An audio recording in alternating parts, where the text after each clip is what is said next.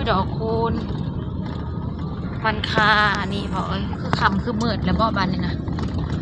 สบายดีจ้ะพี่น้องเดินทางอีกแล้วเด้อพี่น้องจ้าโอ้ยวิดดอกคูณมาเลยพี่น้องก็ใจเบิ่งดอกคูณข้างทางงามงามแต่ดอกคูณกำลังออกเพราะว่าช่วงสงกรานต์ทักทายสบายดีปีใหม่พี่น้องอยู่ดีมีแห้งสบายดีปีใหม่บรรสุขสุขคนFCพี่น้องที่หักแพงทุกท่านจ้านี่ดอกอันนี้เห็นบ่เนาะว้าวดอกยังเกาะดอกกกเปื่อยขี้หมูที่พ่อใหญ่พาเบาพ่อใหญ่ซีพาเบากกเปื่อยขี้หมูเล็กหน่อยเข้ามาแต่ใส่ฮะซื้อลายมาโอ้ยสวยโค้งจนมึงเนี่ยจนอันนั้นจนรถใหญ่หลีกพี่น้องป้องป้ายเด็กหน่อยซิ่งเอาไปมารถใหญ่เฮาหันลงข้างทางโอ้ยตายเลยหมอผู้สาวสอนไทยกับหัวปิวว่องเข้าปะเน่งซิ่งเข้าหนูคือยานเดี๋ยวบอกเข้าไปนะเขาคือบ่ยานเด้พี่น้องดอกคูณงามเมื่อนี้สาวสุรินทร์เดินทางไกลอีกแล้วพี่น้องเมืองอุทุมพรไปเมืองอุทุมพรตะวันค่ำเลยตอนนี้เป็นเวลา5:30พี่น้องเพื่อไปหอดน้ำมืดตื้อ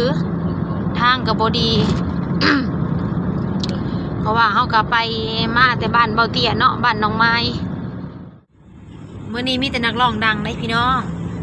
เพราะว่าเมื่อนี้แม่ดอกอ้อเน่แล้วก็อ้ายอันยังพอไอ้บุญเพ่ง บุญเพ่งลูกเมืองซีบุญเพ่งลูกเมืองซีกันดังพี่น้องเป็นนักร้องดังดีนะสีแก้วดังน้ำร้อยแล้วก็ซุปเปอร์นี่สีแก้วก็ดังเหมือนกันถ้าพี่น้องคนปวดตูดเราเองดังเจ้าก็ปิดไว้ดินี่เจ้าต้องใส่เองเจ้าของไอยังเปิดเอาเปิดแห้งที่นะก็ได้เลขเนี่ยจนหนาวเบิ่งเสื้อผ้านูใส่แห้งเซ็กซี่โอ้ยใส่เซ็กซี่อ่ะโอ้ขี้โผ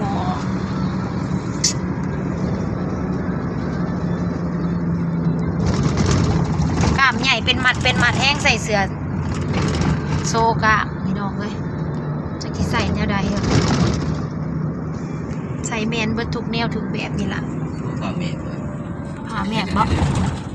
เบิ่งได้ก็เบิ่งไปเบิ่งไม่ได้ก็ไม่ต้องเบิ่งติโกขาพันเนี่ยนี่แต่โกขากันยังใหญ่โกขาโกแคนก็ใหญ่เบิดเสียจังได้สั่งคอใหญ่และเราก็เป็นนักร้องซะด้วยถ้าใส่ปิดมิดชิดก็ไม่มีใครดูนะพี่น้องก็แล้วแต่ผมมักเนาะผมก็จะมักออกหัวอันก็มีใส่ไปเลยใส่แบบมั่นใจมากแล้วก็เสื้อตัวนี้ไม่มีแขนซะด้วยมันมีแต่ติดนะพี่น้องปกติเสื้อสาวสุพรรณีมันสิมีติดแบบสีแล้วมันก็สิปิดกะแขนเนาะเพราะว่าอันนี้เฮาใหญ่เด้มันขึ้นนอกมันขึ้นกล้ามมันนะพี่น้องเฮาคนถูกเนาะคนถูกคนยากเด้ขุดก้นกินอยู่สันมันก็เลยเป็นกล้ามแขนกล้ามขาใหญ่พี่น้องนิ้วมือก็ใหญ่เพราะว่าเขาก้นกระปูก้นจิหล่อลายมือสาวสุพรรณีก็เลยใหญ่แต่ว่าก็ได้เป็นนักร้องกับเขาอยู่ด้วยนะใหญ่อยู่แล้วก็เดี๋ยวนี้มันก็มาใหญ่ขึ้นปัสสุเนลแล้วป่ะในหุ่นมันก็สินเสื้อผ้ากระหนงตัวเก่าบริได้เลยโอ้ยฉันทับโตตะโมกผ้าแมบพี่น้องกองไฟผ้าแมบเหลือมขอเด้ออย่าโต๊ะก็แล้วกันเพราะว่างานนี้งานขายเบียร์ซะด้วยเป็นบุญบ้านพี่น้องเลยขายไม่ยากแล้วพออยากจ้างเป็นงานขายเบียร์แต่ว่าเจ้าภาพก็จะจ้างนะพี่น้องร้องดังๆก็จ้างพ่อหนาได้จ้างสมเฮานะพ่อหนาได้จ้างเฮาแม่นดอกเราจะจ้างไปสักแม่นเอาเฮาน่ะก็พ่อหนาจ้างเราอ่ะงานขายเบียร์เราอ่ะแต่ว่าคอยนะจ้างเจ้าเราอ่ะจ้างเจ้ามาลองในวงมันม่วนกับไม่ใช่ดอกง้อได้สักโอ้โหเจ้าไปจ้างได้ลืมถามแต่ว่าไอ้บุญเพลง3,000ไม่ใช่ดอกง้อ3,000พี่น้องของป้า6,000เลยลืมถามแต่ว่าแม่ดอกง้อแม่ดอกบ้านจ้าง เพราะว่านักร้องดังก็ค่าตัวก็จะสูงเนี่ยต่ำสุดแล้วแหละพี่น้องเลยชุมเฮานะ ยังต่ำ3,000แล้ว มีแต่2-3 พันพี่น้อง2,000กับไปคันมันบ่ไกลหลายคันไกลกับ3,000จังสินะ บ่ได้สิดังจังไงล่ะ ดังก็ได้แต่ซ้ำนี่แหละพี่น้องบ้านเฮานะ ก็คือพี่น้องทางไทยเดี๋ยวงานละแสนก็ยังมีคนจ้าง แสนหา ซุ้มเฮานั้น2-3 พันกะขอกันมิตรบาป ลำไย แป้งแท้สินะเมื่อคืนนี้ งานสุดที่มาบ่หาแสนเท่ากับว่าโถออก2 งานก็พอปีหนึง เข้าไปทางใดพอรับนี่คือเราบอกโอ้ยเฉพาะโทษทำโมพี่น้องจ้าสาวจะมีปิดกล้องก่อนพี่น้องฝนตกหำเปียกหมดแล้วเกือบลูกขออยู่ลังนะเปียกหมดแล้วก็สิเอาเข่ามาให้ลูก เอาเพิ่นว่าเพิ่นเอาลงนะ ยัง นะมันปัดอันนั้นจะใช้ เอา ปัดปืนว่าปัด ปุปัดหน้าจอกับปัดบ่เป็น ปัด ปุปัดน้ำพ้นกับปัดบ่เป็นบ้านพี่น้องเอ้ย ปัดน้ำฝนเป็นเทพุ่นเลย เจ้าเอากาวติดแหละตัวมันเพน่ะอ้าวฝนคือแห้งแท้แถวนี่ฝนตกอยู่บ้านยังกระเบาะเนี่ยบ้านคำสว่างเอ้ยซุปเปอร์เม็ดใหญ่แท้ฝนตกอยู่บ้านคำสว่างพี่น้องบ่ได้ตกบ่ได้คือกันได้แต่ละบ้านแน่เศร้าบ้านนี้ กักนี่มันคือมาทำงาน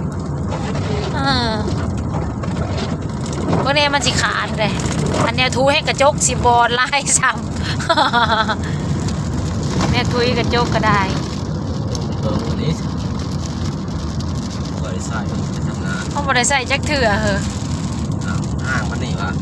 โอ้ห้างโคตรตัวนี้ อ้าวมานี่พระเจ้า ต้องโง่นะครับ อ้าวฝนตกโง่นพี่น้องตกใส่กระตกอย่าไปตกหม่องเสาสุปรีสิไปเด้ออย่านำไปได้ให้ได้เงินได้คำได้หาเงินหาค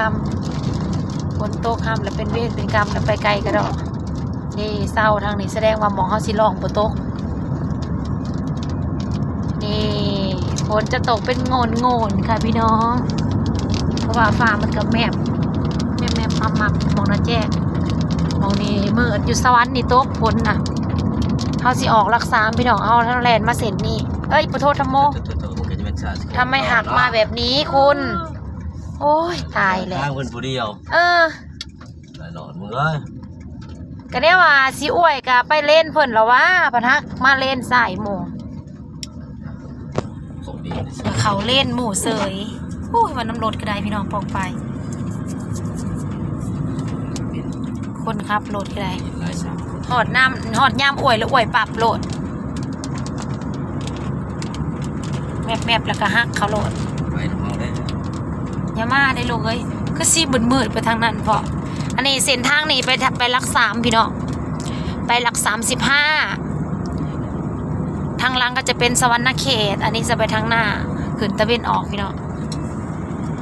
ห่างจากแม่น้ำคลองหลายเติบสาวสุพรรณสิลงคลิปให้พี่ให้น้องเบิ่งซะก่อนเด้อพี่น้องเด้อตอนนี้ก็ฝนตกพี่น้องอยู่ฝั่งลาวเฮาฝนตก มาจะใส่น้ำเค็ม ไม่ยังงูบ่ บ่ ยัง มาแต่แข่งว่าทีมในพอกไว้ทาน อ๋อ งานใช้มาจัดงานมีแข่งบ่ แข่งฝนแล้วเพราะว่ามื้อนี้ฝนตกเป็นหย่อมๆพี่น้องตกเป็นบางบ้านสินะคือเฮาขี่รถไปนี่มันสิเป็นบ้านตกบ้านบ่ตก นี่มาโต้เลย เดี๋ยวบ้านนี่บ่ตกพี่น้องบ่เปียก3บ้านนี่บ่ได้หันตกจนว่าโฮมที่ตกบ่คือกันแต่ละบ้านเด้อมองเข้าไปก็อย่าสิตกเด้อ เจ้าอย่าอยู่ ตอนนี้กำลังเดินทางดาได้ถงเจาะเลย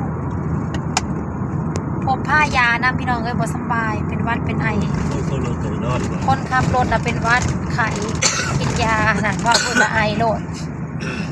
คนขับรถสาวสุพรรณไม่สบาย ขึ้นรถแล้วก็ไอเลยได้เพิ่นแพ้สาวสุพรรณก็วัดลงคอใครแต่มันบ่ได้อดหัวบ่ได้เป็นน้ำมูกแต่มันลงคอทางยากเขาลองเพลงมันสิเสียงแหบพี่น้องบ่ได้แหบย่อนยังแหบย่อนนั่นวัดนี่แหละเดี๋ยวเจอกันตอนอยู่งานเทิงบ้านฟุตบอลเดี๋ยวสิถ่ายคลิปให้พี่ให้น้องเบิ่งอีกก่อนเด้อ แต่ว่าตอนนี้เฮาก็สิลงคลิปให้พี่น้องเบิ่งซะก่อนเพราะว่ามื้อนี้บ่ทันได้ลงคลิปการเดินทางหรือว่าอันคืบหน้าของวันนี้เนาะเฮาลงแต่คลิปเก่าไปเมื่อเสาร์นี้ บ๊ายบายพี่น้องเจอกันคลิปหน้า